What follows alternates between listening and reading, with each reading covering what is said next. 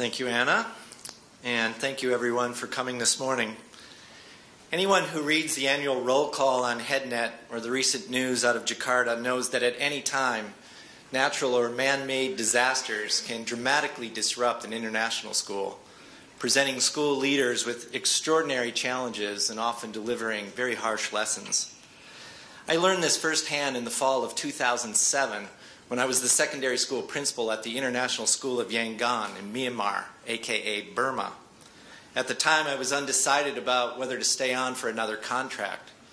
Unbeknownst to me was that ahead lay two cataclysmic events, and that because of them, I would never be the same.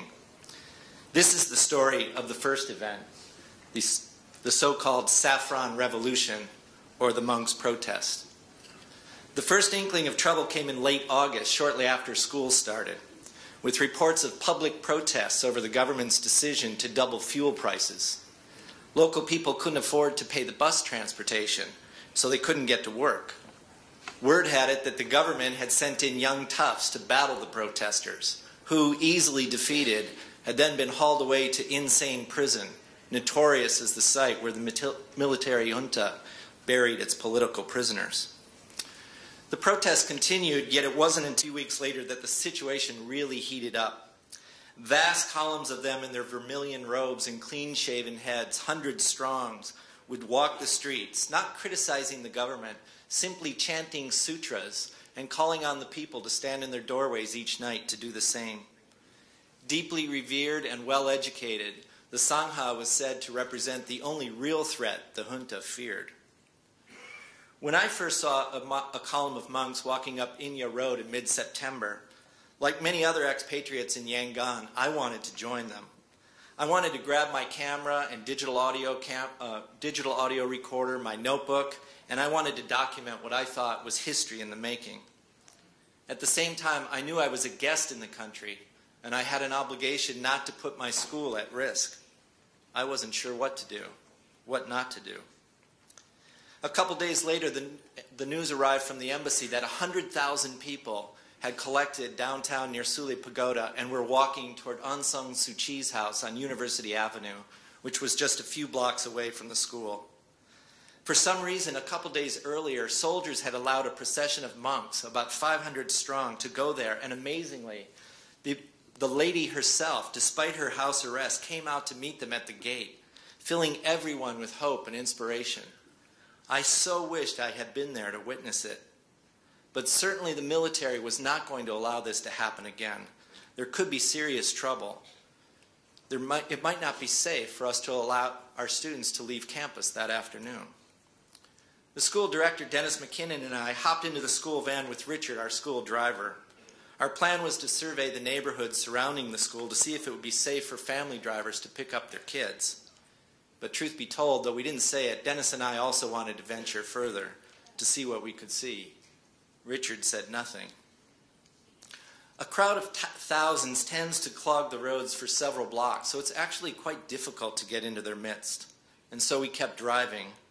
And that's how we found ourselves downtown, going the wrong way, on the wrong street, at the wrong time, evidenced by scores of people running as fast as they could in the opposite direction, running for their lives. We heard the crackle of gunfire, smelled the tear gas. From the back of the van, Dennis yelled, "Turn around, turn around, turn around, now, left, left." It was all incredibly exciting, dangerous, and foolish. Back at school, we prepared for things to get worse. We tested the phone tree, only to discover all kinds of glitches, which we hurried to fix. We created a civil crisis decision-making guide that lists the indicators of different threat levels and what responses the school would take, ranging from cancellation of after-school activities to school closure to evacuation of all personnel. Though the school might have been one of the safest places in the city, our people were visibly relieved that we shared the guide with them. Meanwhile, soldiers were clashing with demonstrators. There were reports of shootings, of a dead monk. Hospitals were instructed to expect casualties. The government shut down internet and email access and imposed a 6 p.m. to 5 a.m. curfew. Dennis closed the school. Now, good or bad, I had more time on my hands. Like many other expatriates, I wanted to go to the barricades, to where the demonstrations were taking place. I told myself that going was a way to bear witness, to show support for the heroic struggle of the Myanmar people against its brutally oppressive government. Yet I also distrusted my motives. Was I merely following some voyeuristic impulse, an adrenaline rush like that which draws bystanders to the scene of a car accident? Did I think my presence really made any difference? True, the demonstrators seemed pleased to see Westerners, as though our presence were a validation of their struggle. Or was that just my neo-colonialist hubris? I knew that at any time I could get my driver Ong Ji to take me out to the airport and get on the next plane for Bangkok. The thought was at once unsettling and comforting. The situation did get worse. Over the next 2.5 days, terrible sights were reported. Innocent students gunned down, demonstrators beaten to death, military trucks plowing into crowds, bodies littering the base of a bridge, nighttime raids on monasteries, dead and dying monks showing up in private clinics. Brutal reminders of who was in control of the country. At one point, after talking on the phone with a colleague about driving down to the Sule Pagoda to see what was happening, I received another phone call, but there were only muffled voices and the sound of a busy office on the other end. I considered it a message. Like many others, I was being monitored. Stay away. And then, it was over. Quite simply, the military won. Won easily. The Saffron Revolution was finished. Now all that was left, in the words of a local diplomat, was the mopping up. At Sule and Sretagan, I saw soldiers standing around casually, relaxed and unconcerned. Through the barbed wire and the machine guns were still there. There were no monks, no demonstrators whatsoever. No tear gas colored the air. Once again, I found myself with conflicting emotions. Simultaneously heartbroken that the peaceful demonstrations had failed so miserably, yet thankful that the bloodshed appeared to be over. And yet we soon learned that the terror was not over. In response to UN Special Envoy Gambari, the government announced that it had released 2,000 people it had arrested, including 700 monks. What they didn't announce was that hundreds of these people, having been tortured, died slow, agonizing deaths within days of their release. Yet another message as to who was in control. And then we heard that the government was examining videos that had been smuggled out to appear on CNN and the BBC. No one else had internet, of course, but the military junta they did, and they were going through these videos frame by frame, identifying protesters whom they were then tracking down and arresting in the middle of the night. Now, some Westerners were truly terrified, for we knew where these videos had come from and how they had reached Bangkok and Hong Kong and Singapore and who could be identified within them. Schools soon reopened, but all was changed utterly. Convinced that people needed to talk, on October 1st, I facilitated a faculty forum to give people a chance to share their thoughts, to share their feelings. Some colleagues felt that the mere presence of the school helped prop up the regime and thus should be permanently closed. Others felt that we were influencing future Myanmar leaders, delivering crucial lessons in democracy, social justice, and compassion.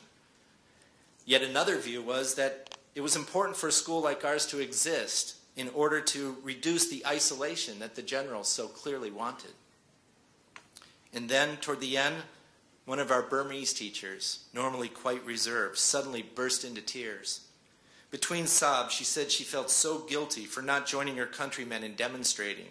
But she had young kids and then an expat teacher broke down, sobbing that she never thought simply shooting video at a barricade might lead to somebody getting tortured.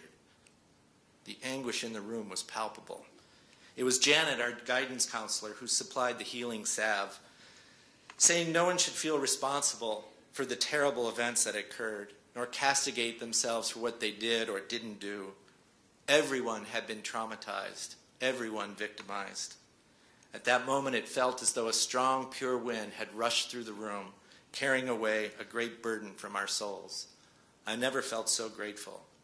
And yet, it was also clear that our community had a long way to go in healing from this process. Shortly thereafter, my wife and I decided to take jobs elsewhere. We just couldn't get right with the combination of extreme isolation and extreme privilege. We couldn't stop interrogating our lives there as possibly just some bourgeois fantasy. Ultimately, we felt we didn't belong there. In the months ahead, our lasting country, we made more of an effort to get involved with the local community. We did more service work, yet kept a very low profile.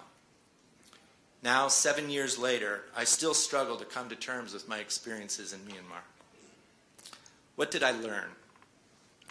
I learned that good intentions can be dangerous. Indeed, coupled with naivete and a prurient interest, good intentions can be lethal. I learned that in times of trauma, uncertainty itself is a threat. Thus, school leaders cannot over-communicate. I learned that attending to the emotional climate is as important as tending to physical safety. I learned that forging personal relationships matters more than macro politics. I learned that while relentless questioning of one's motivations and the ethics of one's actions is essential for any school leader, doing so doesn't necessarily lead to any comforting or comfortable answers. I learned that some issues will always remain unresolved. Thank you for listening.